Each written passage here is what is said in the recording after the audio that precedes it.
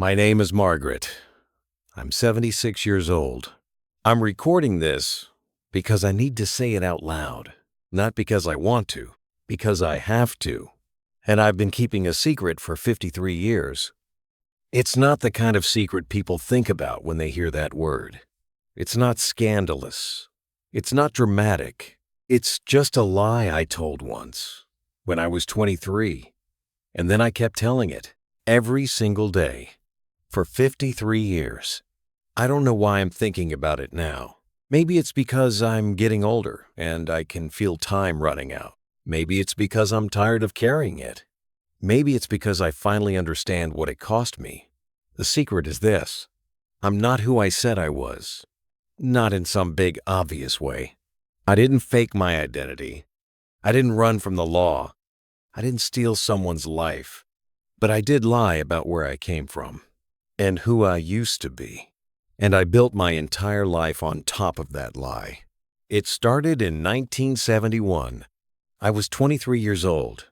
I just moved to Chicago from a small town in Kentucky called Harlan. I didn't tell anyone I was from Harlan. I said I was from Lexington. It seems like such a small thing. One town instead of another. But it wasn't small to me. Because Harlan was the kind of place people looked down on. Coal country. Poor. Appalachian. The kind of place that people made jokes about.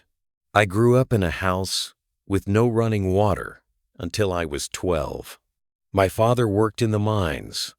My mother took in laundry. We didn't have much, but we had each other. And I loved that town. I loved the people. I loved the mountains. I loved the way everyone knew everyone and took care of each other. But I also knew what people thought about us. When I got to Chicago, I was starting over. I had a job as a secretary at a law firm. I had a little apartment on the north side. I had a chance to be someone new, and I took it. The first time someone asked me where I was from, I hesitated, just for a second. And then I said, Lexington? Not Harlan. Lexington. Because Lexington sounded better. It sounded educated, middle class, respectable. It sounded like the kind of place a young woman working at a law firm might come from. And no one questioned it. They just nodded and said, "Oh, nice," and moved on. And I thought, that's it. That's all it took. One word. I told myself it didn't matter. I told myself it was just easier this way. I told myself I was still me, just with a different hometown. But it did matter. Because once I said it, I couldn't take it back. I met Richard in 1973. He was a lawyer at the firm where I worked. Tall, kind, serious. He asked me to dinner one Friday after work, and I said yes. On our second date, he asked me about my family. And I told him the same lie. I'm from Lexington. My father worked in business. My mother was a homemaker. None of that was true. But I said it so easily. Like it was nothing. Like it was just a story I was telling. Richard and I got married in 1975. We had 2 children, a son, Michael, and a daughter, Anna. We built a good life together. A comfortable life. Richard became a partner at his firm. I stayed home with the kids. We had a house in Evanston. We took vacations to Michigan every summer. We were happy. Or at least, I thought we were. But the lie was always there. In the background, quiet, waiting. Richard never met my parents. My father died in 1976, a year after we got married. Black lung, from the mines. Richard wanted to come to the funeral, but I told him it was too hard, that I needed to go alone. So I went back to Harlan by myself. And I buried my father in the town I'd spent 5 years pretending didn't exist. I stood at his grave, and I thought about telling Richard the truth. I thought about calling him and saying, I lied. I'm not from Lexington. I'm from Harlan. My father was a coal miner. We were poor. But I didn't. Because I didn't know how. My mother died in 1982. By then, the lie had been going on for 11 years. 11 years of Christmas cards sent to a P.O. box in Lexington. 11 years of vague answers about my childhood. 11 years of changing the subject whenever Richard asked too many questions. I went to her funeral alone, too. And I stood in the same cemetery where my father was buried. And I looked at the mountains in the distance.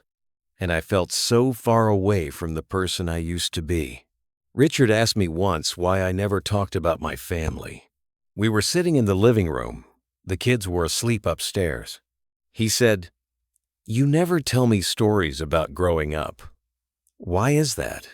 And I said, "There's not much to tell." He looked at me for a long time, and then he said, "Okay," and he never asked again. I don't think he believed me, but he didn't push. And I was grateful for that, because I didn't want to be pushed. I didn't want to have to explain. The years went by. Michael and Anna grew up. They went to college. They got married. They had kids of their own. And they never knew where I was really from, because I never told them. They asked sometimes when they were younger, "Grandma and Grandpa lived in Lexington, right?" And I would say, "Yes." And they would say, "What was it like there?" And I would say, "It was nice, quiet, not much to tell." And they would nod and move on, just like everyone else. I told myself it didn't matter. I told myself they didn't need to know. I told myself it was just a detail, a footnote, something that didn't change who I was.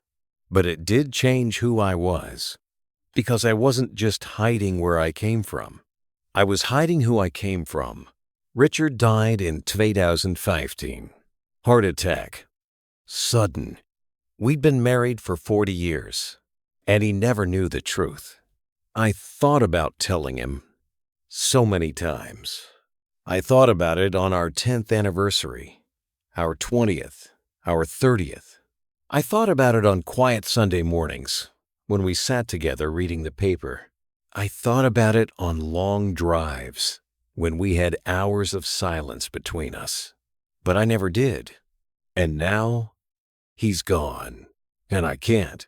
After he died, I went through his things, his desk, his files, his closet, and I found a box in the back of his office. It was labeled Margaret. Inside were letters. Letters I'd sent to my mother over the years. Letters she must have saved. Letters that somehow ended up with Richard. I don't know how he got them. Maybe my mother sent them to him before she died. Maybe he went looking for them. I'll never know.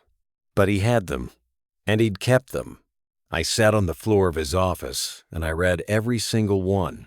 Letters from 1,971, 1,975, 1,980, 1,985.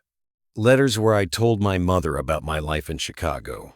Letters where I told her about Richard and the kids. Letters where I signed my name and wrote my return address. My real return address. And at the bottom of the box, there was a note in Richard's handwriting. It said, "I always knew. I just didn't know how to tell you that I knew." I sat there holding that note for I don't know how long, and I couldn't breathe. He knew. He knew the whole time. And he never said anything. I don't know when he found out. I don't know if he always suspected, or if he discovered it later. But he knew I wasn't from Lexington. He knew I'd lied. And he stayed anyway. I think about that note every day now. I always knew. I just didn't know how to tell you that I knew. What does that mean? Was he waiting for me to tell him? Was he hurt that I never did? Was he protecting me by not asking? Was he protecting himself? I'll never know, because I never gave him the chance to tell me. After I found that box, I started thinking about all the times I could have told the truth, not just to Richard, to everyone. Like the time Anna asked me to tell her about my childhood for a school project. She was 10 years old. She said, "Mom, tell me a story about when you were little." And I told her a made-up story about growing up in Lexington, about a house we never lived in, about neighbors we never had, about a life that didn't exist. She wrote it all down in her little notebook. She drew a picture of the house I described. She got an A on the project, and I never corrected it. Or the time Michael brought his girlfriend home to meet us. This was in the early 90s. She was from West Virginia, small town, coal country. She talked about growing up there and how hard it was to leave. And I sat across the table from her, and I nodded. And I said, "I'm sure that was difficult." But I didn't say, "I understand. I'm from a place just like that." I didn't say, "I left, too, and I never went back." I just nodded and changed the subject. She and Michael broke up a year later, but I think about her sometimes, about how we could have connected, about how I could have told her the truth, about how maybe it would have mattered. The lie became so automatic that I stopped noticing it. It stopped feeling like a lie. It just became the story I told, the story everyone believed, the story I believed, almost, but it was always there, in the back of my mind, a small, quiet voice saying, "That's not true. That's not who you are. That's not where you're from." I went back to Harlan last year, for the first time in over 30 years. I drove through the town and I barely recognized it. The mine where my father worked is closed now. The house I grew up in is gone. The people I knew are mostly dead or moved away. But the mountains are still there, and the cemetery is still there, and my parents are still buried there. I stood at their graves and I tried to explain.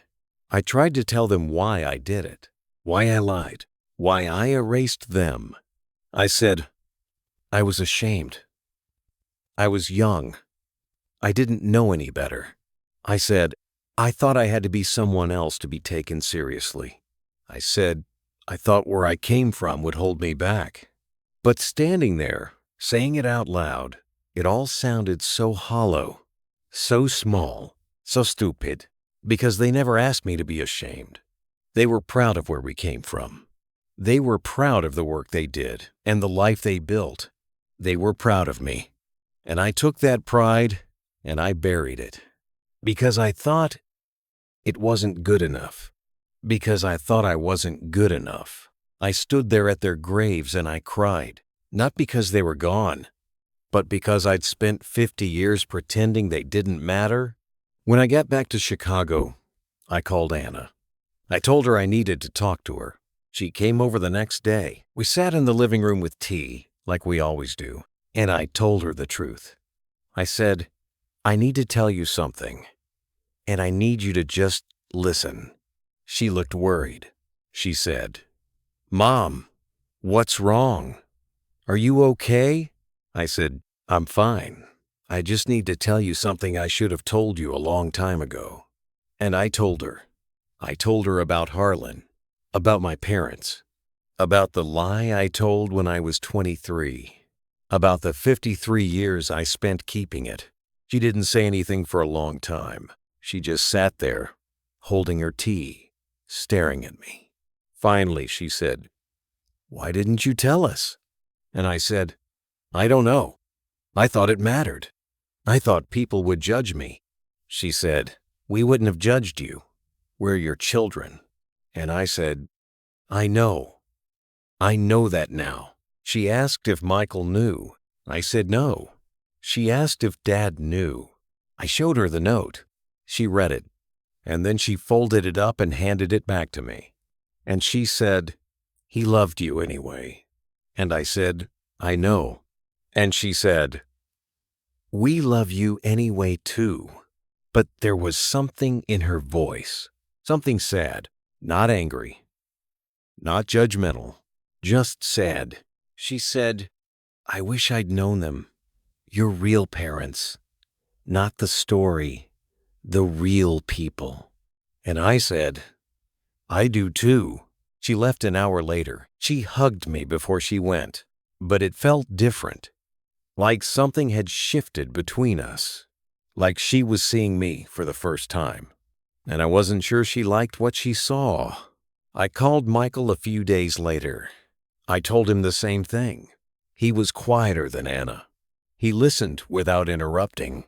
And when I finished, he said, "Okay." Just that. "Okay." I said, "That's it? Just okay?" He said, "What do you want me to say, Mom?" I said, "I don't know. Something." He said, "I'm processing it.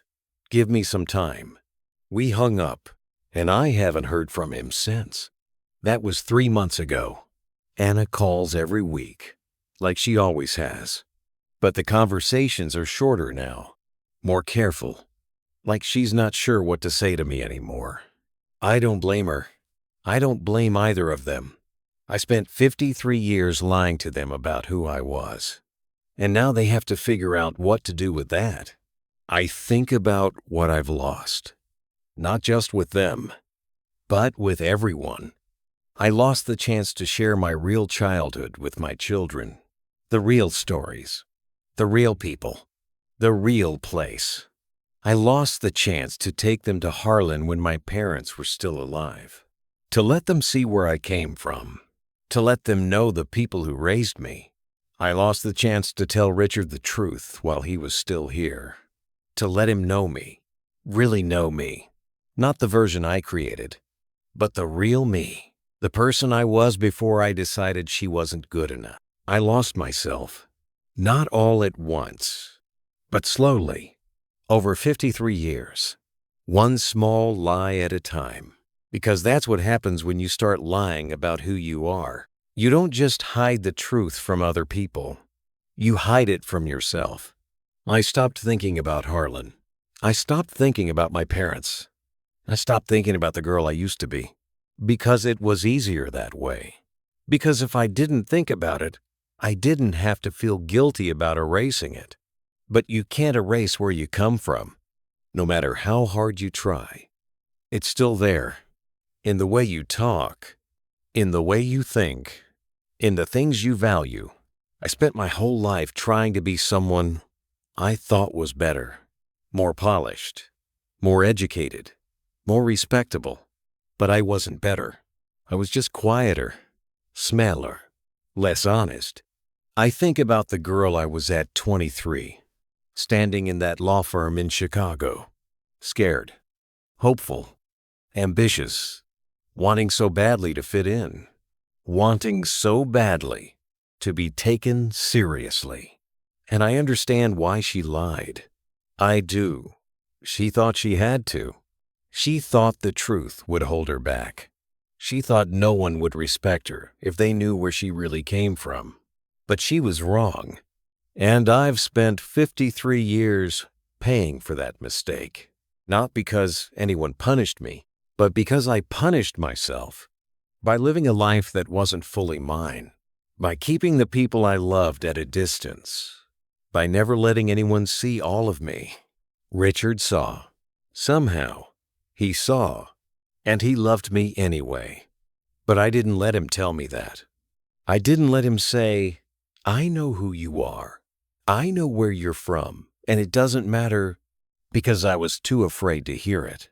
Too afraid that if I admitted the lie, everything would fall apart.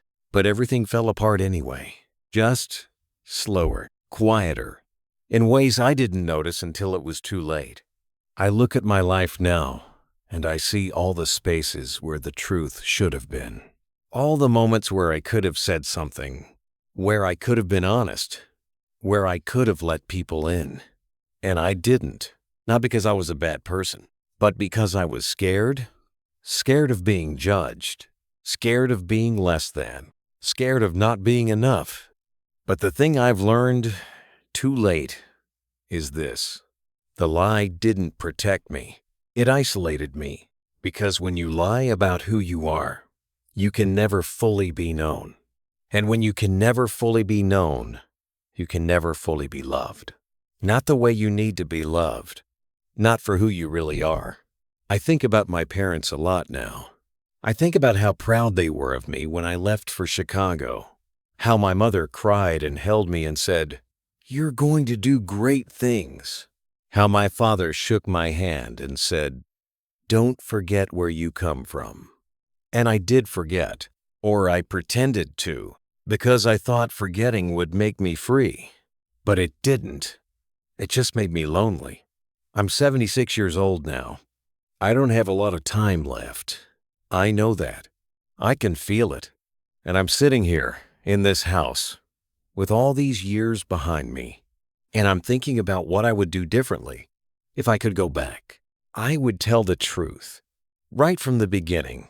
I would say, I'm from Harlan, Kentucky. My father was a coal miner. My mother took in laundry. We didn't have much, but we had each other. And I loved them. And I'm proud of where I come from. I would let Richard meet my parents. I would take him to Harlan and show him the mountains and the house and the people. I would let him see where I came from, and I would trust that he would love me anyway.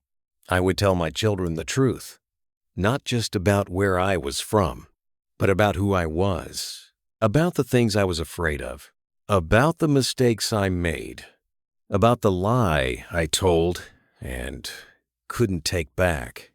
I would let them see me, the real me, not the polished version, not the version I thought they needed, but the real, flawed, complicated person I actually was.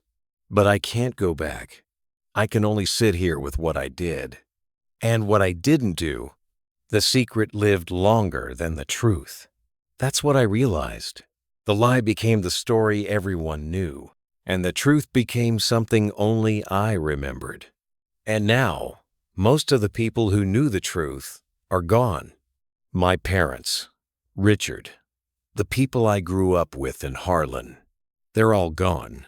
And I'm here, the last person who remembers, the last person who knows what really happened. I don't know what I'm asking for by telling you this. Forgiveness, maybe. Understanding, maybe. Or maybe I just needed to say it out loud. To someone. To anyone. Because carrying it alone has been the hardest thing I've ever done. Harder than losing my parents. Harder than losing Richard. Harder than watching my children pull away from me. The weight of a secret doesn't get lighter over time. It gets heavier. Because every day you keep it is another day you could have told the truth. Another day you chose the lie. I chose the lie for 53 years. And now I'm choosing the truth. Not because it will fix anything. It won't. But because I need to say it, I need to admit it. I need to stop pretending. My name is Margaret. I'm 76 years old. I'm from Harlan, Kentucky. My father was a coal miner named Earl. My mother was a laundress named Ruth. We were poor, and I loved them. And I've spent 53 years pretending they didn't exist. That's the truth. That's who I am. And I don't know if saying it now makes any difference, but I needed to say it. For them, for Richard, for my children, for myself. If you're listening to this, and there's something you've been hiding, something you've been carrying, something you told yourself doesn't matter, but you know it does. I'm not going to tell you what to do. I'm not going to say you should tell the truth, or that everything will be fine if you do. Because I don't know if it will be. But I will say this. The secret won't get easier to carry. It will only get heavier. And the longer you wait, the harder it becomes to let it go. I waited 53 years. And now the people I should have told are gone. And I can't get that time back. I don't know if that means anything to you. Maybe it doesn't. Maybe your situation is different. Maybe you have good reasons for keeping your secret, but I thought I had good reasons too, and I was wrong. So if there's someone in your life who deserves to know the truth, someone you love, someone you trust, maybe don't wait as long as I did. Maybe don't let the secret live longer than the truth. Because in the end, the truth is the only thing that stays with you. The lies fade. The stories you told yourself fade. The reasons you thought made sense fade. And all that's left is the truth. And the people you didn't tell. I'm 76 years old, and I'm finally telling the truth. I just wish I'd done it sooner. If you stayed with me through all of this, thank you. I don't know what you'll take from it. Maybe nothing. Maybe something. But if you have a secret you've been carrying, a truth you've been hiding, a version of yourself you've been too afraid to show, I hope you find the courage to let it out before it's too late, before the people who need to hear it are gone, before the secret becomes heavier than the truth. Take care of yourself and take care of the truth while you still can.